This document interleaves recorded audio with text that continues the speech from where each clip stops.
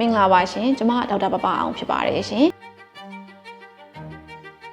ICL ကမျက်စိမချောက်ပါဘူးမျက်စိပါဝါဖြောက်တဲ့ LASIK လေဆာကကြတော့မျက်စိလွှာကိုကုသမှုယူတာဖြစ်တဲ့အတွက်ကြောင့်မလို့မျက်စိချောင်းနိုင်ခြေများပါတယ် ICL ကကြတော့မျက်စိလွှာကိုထိခိုက်ထားတာမရှိတဲ့အတွက်ကြောင့်မလို့မျက်စိချောင်းနိုင်ခြေမရှိသလောက်နှီးပါဖြစ်နိုင်ပါတယ်အခုနောက်ဆုံးပေါ်ထွက်လာတဲ့ ICL မှန်ဘလူးတွေကမြင်ကွင်း area ကိုပုံမကျဲစေပြီးတော့ညဘက်မှာမီးရောင်ကထွက်လာတဲ့အလင်းရောင်ဖြာမှုတွေကိုလည်းအတော်တန်ကိုတော်တော်ကြီးကိုရှော့ချပေးနိုင်ပါတယ်ICL ကမျက်လုံးထဲမှာတစ်သလုံးထားလို့ရပါတယ်ပြန်လဲစရာမလိုပါဘူးဒါပေမဲ့အကယ်၍လိုအပ်လို့ပြန်ထုတ်ဖို့လိုလာခဲ့တယ်ဆိုလို့ရှိရင်လည်းပြန်ထုတ်လို့ရပါတယ် reversible ဖြစ်ပါတယ်LASIK လေဆာကကြတော့မျက်ကြည်လွှာကိုပြုပြင်တာဖြစ်တဲ့အတွက်ကြောင့်မလို့လုံးဝပြန်ပြင်လို့မရတော့တာပါ